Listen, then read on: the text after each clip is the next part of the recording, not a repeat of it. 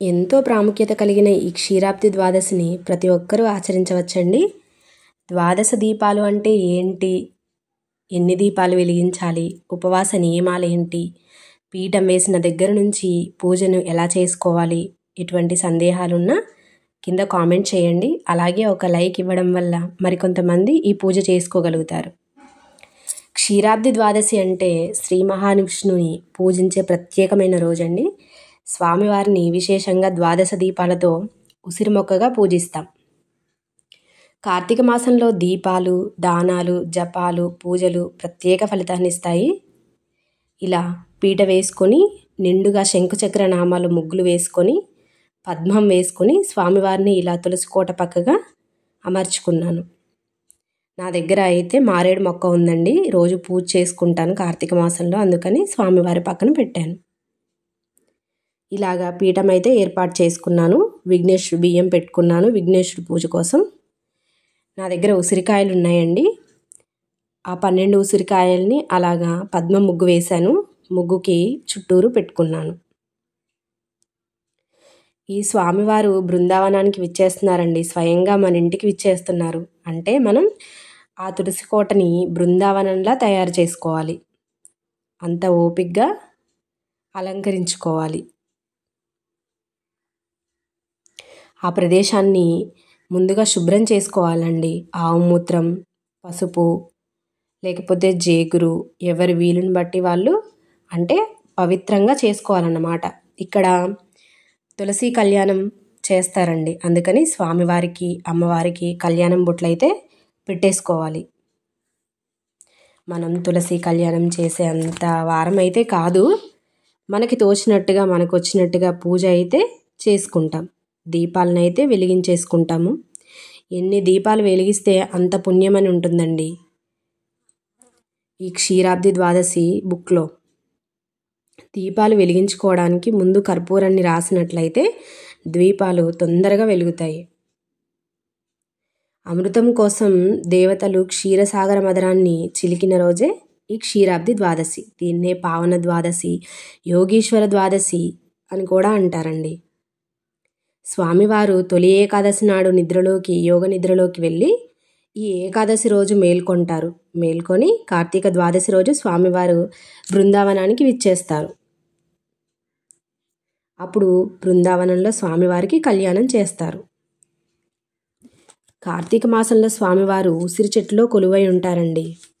ఏకాదశి రోజు పూర్తిగా ఉపవాసం ఉండి, ద్వాదశి రోజు పాక్షికంగా ఉపవాసం ఉండి ఈ పూజను అయితే చేసుకుంటారు. ఏకాదశి రోజు, ద్వాదశి రోజు 2 రోజులు ఉపవాసం ఉండలేని వాళ్ళు ద్వాదశి రోజు మాత్రమే ఉపవాసం ఉండి ఈ పూజనైతే చేసుకోవచ్చు. సాత్విక ఆహారం తీసుకోవాలి. ద్వాదశి రోజు ఉల్లి, వెల్లుల్లి లేకుండా అయితే తీసుకోవాలి. ఇలాగ నేను షోడశోపచార పూజ అయితే పూర్తి చేసుకున్నాను. నేను ఒక చిన్న లక్ష్మీదేవి బొమ్మ అయితే నా దగ్గర ఉందండి, లక్ష్మీనారాయణది. ఈ క్షీరాబ్ది ద్వాదశి వ్రతకల్పం అనే బుక్లో అయితే అంతా వివరంగా ఉంటుందండి. ఆ బుక్ చదువుకుంటూ చక్కగా పూజ అయితే చేసుకోవచ్చు. ఇంకొక ముఖ్య విషయం ఏంటంటే, దంపతులు కానీ ఉంటే, అంటే ఈ పూజ చేసుకునేటప్పుడు ఇద్దరు కానీ దగ్గర ఉంటే ఖచ్చితంగా దంపతులు చేసుకుంటే మాత్రం చాలా మంచిదండి.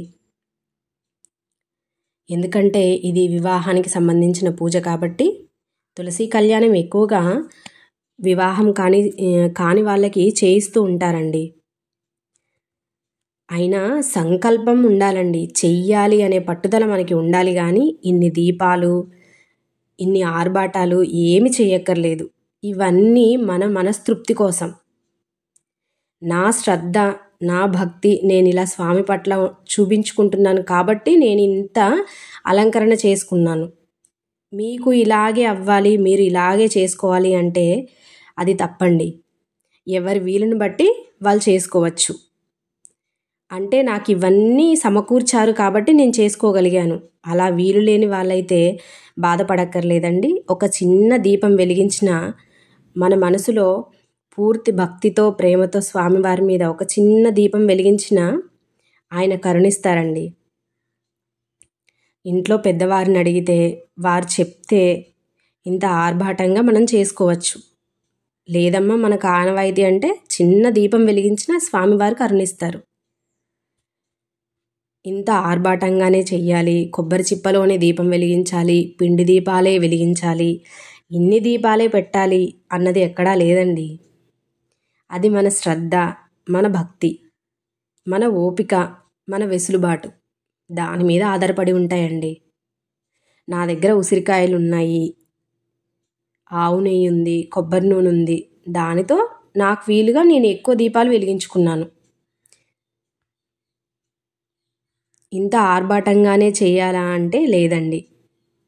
మనం భక్తితో చెయ్యాలి పూజ ఏదైనా సరే. మనకు ఓపిక ఉన్నప్పుడు ఇలా ఆర్భాటంగా చేసుకోవచ్చు. ఓపిక లేనప్పుడు స్వామి నీదే దయ, ఇంతే చేయగలుగుతున్నాను నేను అని అంటే స్వామివారు ఖచ్చితంగా కరుణిస్తారు. ఈ బుక్ అయితే నేను పూజ చేసుకున్న బుక్ అండి. ఇది చదువుకుంటూ చక్కగా అయితే చేసుకున్నాను. ఆడియోలు అవి పెట్టుకొని అయితే చేసుకోకూడదండి. మనం చదువుకుని చేసుకుంటే అది తృప్తిగా ఉంటుంది. చదవడం రానివారు ఎలాగో ఆడియో పెట్టుకొని చేసుకుంటారు. ఇలాగ పూజ అయితే నేను చక్కగా భక్తిగా శ్రద్ధగా అయితే చేశానండి.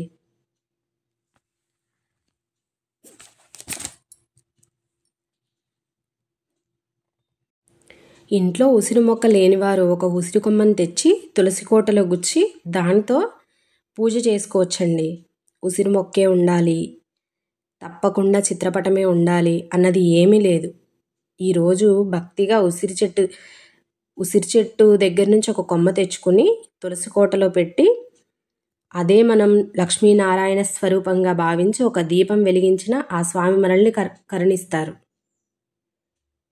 లక్ష్మీధాత్రి సమేత లక్ష్మీనారాయణ స్వామినే నమః ఈ మంత్రంతో అయితే పూజ చేసుకోవాలి. వీళ్ళే పుణ్య దంపతులు, మా పెద్దత్తయ్య గారు, మావయ్య గారు. వీళ్ళు ముందుండి మా పూజ అయితే జరిపించారు. ఇలాగా నాకు తోచిన ప్రసాదాలు, మా అత్తయ్య గారు, మా తోడికోడలు చెప్పిన ప్రసాదాలు, వాళ్ళు చెప్పిన విధానంతో నేను పూజ అయితే ఇలా కంప్లీట్ చేసుకున్నానండి. ఇలాగే చేసుకోవాలని ఏమీ లేదు. మనం భక్తిగా ఎలాగైనా చేసుకోవచ్చు. భక్తి ఇంపార్టెంట్ అండి, ఆర్భాటాలు కాదు.